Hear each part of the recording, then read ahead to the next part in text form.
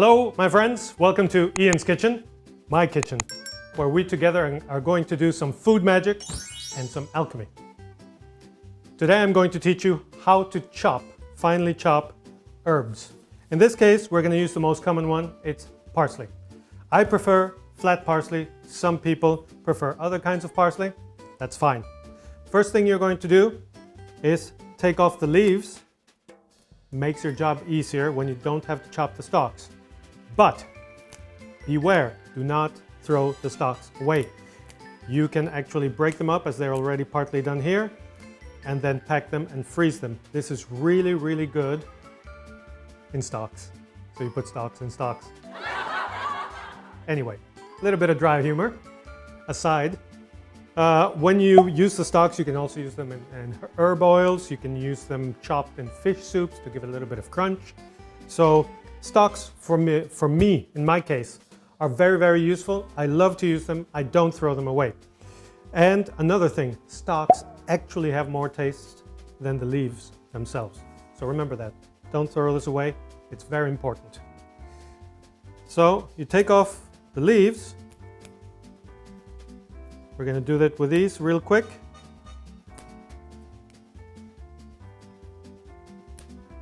And as one of my favorite Norwegian chefs would say, I've cheated a bit. Ja, well, unfortunately, she passed away sometime. Ingrid Espelid. She passed away some time ago, but it's good to remember her.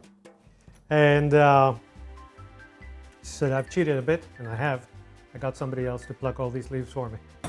So what we're going to do now is we're going to take a few more, because you're probably not going to be chopping for just yourself, but perhaps a party, perhaps some pasta aglio olio, perhaps a fish soup, perhaps something else where you need to sprinkle parsley. So you're going to take a nice amount at a time. Chef's trick, all right?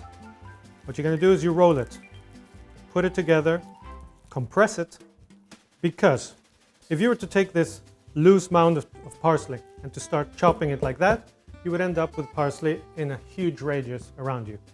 By rolling it into a cigar, you're actually controlling it a bit better. And this is a variation of the bird's beak grip that I've shown you before, which is 4 fingers in front, the thumb on the back.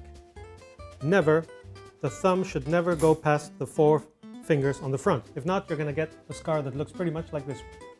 Ouch! You're gonna chop your own thumb off. And it's not pleasant, I'll tell you that much. So, roll it, right? See my grip there? Like so. Now you're controlling the whole bunch. What you do next, 2 fingers on the blade, 3 on the shaft. And I've got my trusty chopper here. It's not one of those fancy knives, it's actually from a company called Bic. No pun intended. And it's a beautiful chopping knife. It's just, it's a workhorse. I've had it for, I'd say, the better part of 20 years. Still going, right? So what you do, 2 fingers on the blade, 3 on the shaft. Angle your knife slightly out and get your knife to meet the first joint in your middle finger, the middle phalange, this one. And, right? You're not going to lift your knife higher, because what's going to happen? You're going to chop the skin off that joint, and you're going to get a scar that looks like this one. Got the scars to prove it. So, right? Don't lift it higher. Just get it to. It's going to be your measuring device, your middle finger, right?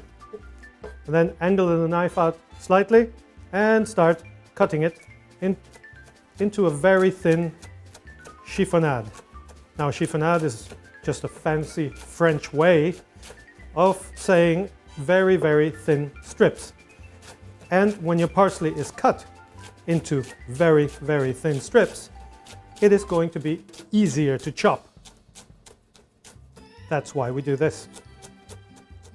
So you see, knife never goes over the first joint of my middle finger. And so, I've got it there. Next thing we're going to do, same grip, open hand on the tip of the knife. Don't get it there, because you're going to catch your fingers. Put it somewhere around here. Don't lift the tip either. And what you're going to do now is a guillotine motion. All right? And like so.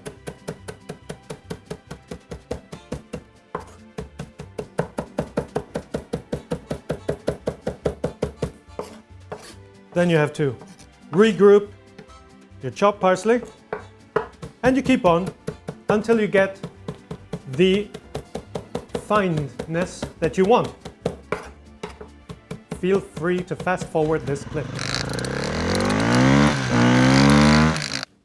As you can see, I've changed my grip here. It gives me a little bit more leverage, so I can go just a little bit quicker. I'm not using the wrist so much, I'm using the bigger joints.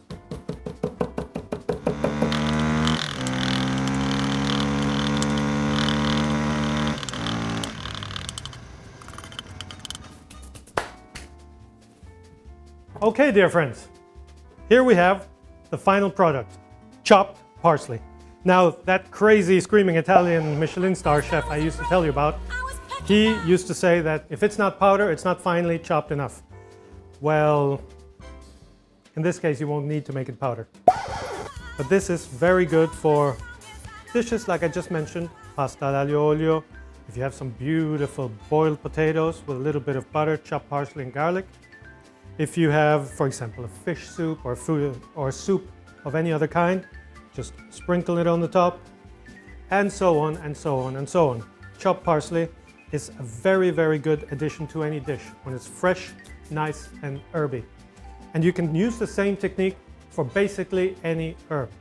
The only thing I recommend, take off the stalks and don't throw them away. This is where you taste it. Yes! I hope you like this video. I'll see you in the next one. Bye.